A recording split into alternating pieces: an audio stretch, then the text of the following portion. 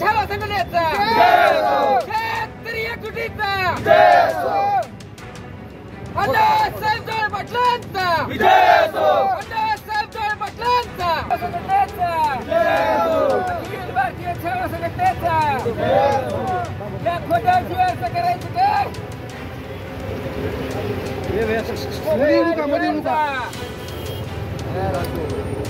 खोट्या जियाचा खोट्या जियाचा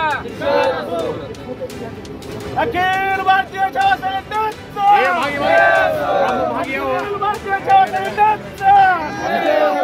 राज्य सरकारनं शेतकऱ्यांच्या कर्जमाफीचा GR 2 दिवसापूर्वी काढला.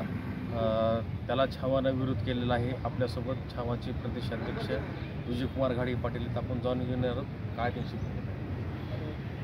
फसवा GR आहे. राज्यातल्या शेतकऱ्यांची सरळ फसवणूक केली, शिष्टमंडळाची फसवणूक केली आणि आंदोलन हाताळण्यात राज्य सरकार यशस्वी झालं. 6 महिन्याचा जे अहवाल सादर झाल्याच्यानंतर कर्जमाफी करू अशा पद्धतीची जी चुकीचं घोषणा राज्य सरकारने केली ही अतिशय फसवणुकीची आहे. राज्यातल्या सपशेल शेतकऱ्यांची तुम्ही फसवणूक केली. अगोदरच शेतकरी देशोधडीला लागलेला आहे, अतिवृष्टीनं ग्रासलेला आहे.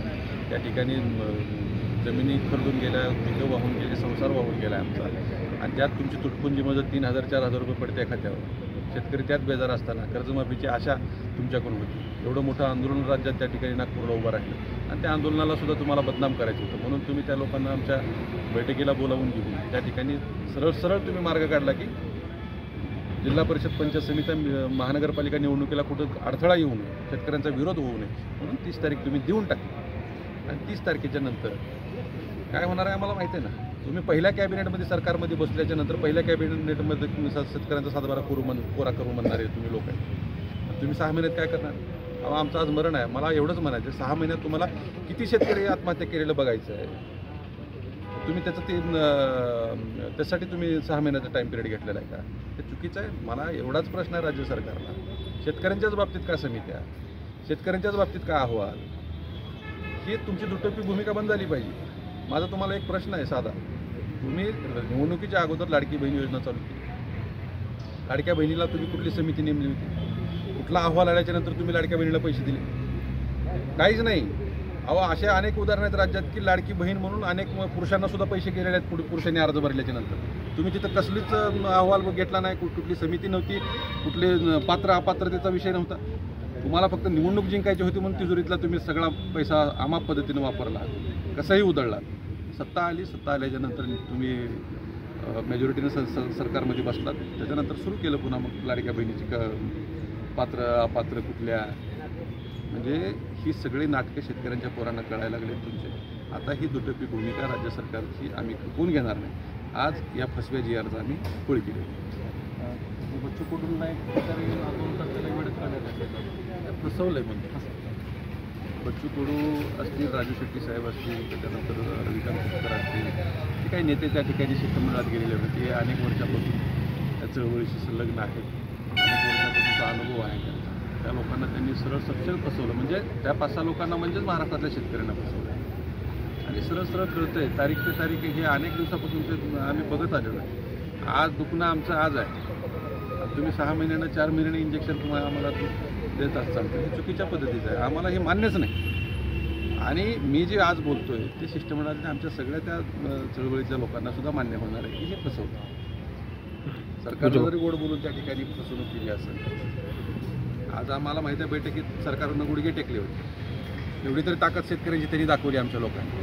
परंतु शेतकऱ्यांची फसवणूक आम्ही सहन करणार नाही. महाराष्ट्रातला शेतकरी पूर्णपणे ताकदीने या आंदोलनात सक्रिय सहभाग आहे. 8 तारखेला महाराष्ट्रातल्या मराठवाड्यातल्या या ठिकाणी शेतकरी समविचारी चळवळीतल्या लोकांना मी बोलवलं. 8 तारखेला पुन्हा आंदोलनाचं एल्गार लातूरमधून मराठवाड्यातून सुरू होतं. नुकसान झाले दिवाळी पूर्ण सरकारने असं शेतकऱ्यांच्या खात्यावर पैसे टाकले. बऱ्याच शेतकऱ्याच्या खात्यावर 1 रुपया लागला.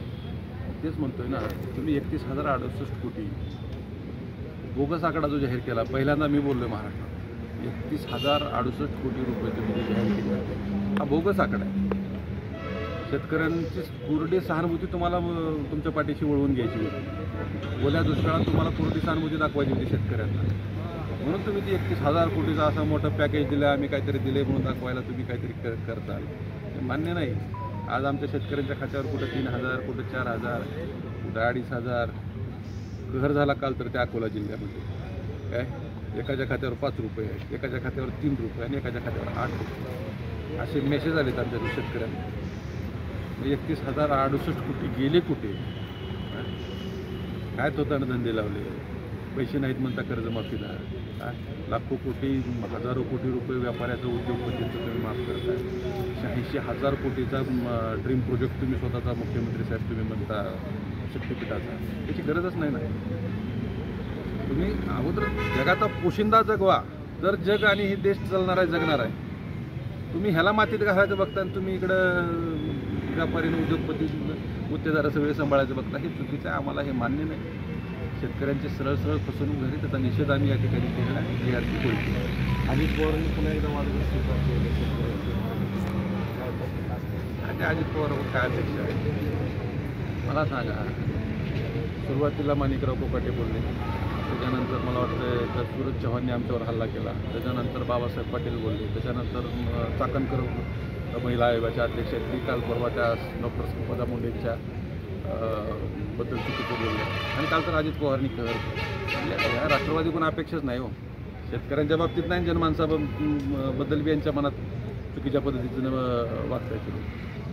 म्हणजे राष्ट्रवादी मुळातच जनतेच्या विरोधातली आणि शेतकऱ्यांच्या विरोधातली. मी पहिल्याच कोकाटेंच्या वेळेसच मी सांगितले की यांना संवेदनशीलपणा नाही त्यांच्यात. यांना फक्त खुर्ची पाहिजे, कसंही पाहिजे, पण खुर्ची पाहिजे. मग सत्ता कुणाची असो, ह्यांनी त्या पदावर बसणार. कशा पद्धतीचं धोरण असतं? मराठवाड्यातून आंदोलन उभं राहील, हे व्यापक स्वरूपाचं राहील. शेतकऱ्यांना न्याय मिळेपर्यंत शेतकरी ताकदीनं या आंदोलनात सक्रिय सहभाग राहणार. कारण आबद झालं ना, आमच्या लोकांनी किती आत्महत्या करायची, किती आमच्या आया बहिणी कुंकू पुसलेले आम्ही बघायची. त्यासाठी आता टोकाचे पाऊल आम्ही उचलतो. मग ते कुठल्याही पद्धतीचं असं गांधीगिरी मार्गानं असेल किंवा मग वेगळ्या पद्धतीचं आक्रमक आंदोलन असेल, जी बैठकीत ठरेल त्या पद्धतीनं आम्ही पुढे. तर हे होते छावाचे प्रदेशाध्यक्ष विजयकुमार घाडगे पाटील यांनी सांगितलं आहे की हे सरकार फसवं आहे आणि सरकारनं जो GR काढला होता त्याची छावा संघटनेच्या वतीने होळी करण्यात आलेली आहे. विजय कवाळे, नवराष्ट्र, लातूर.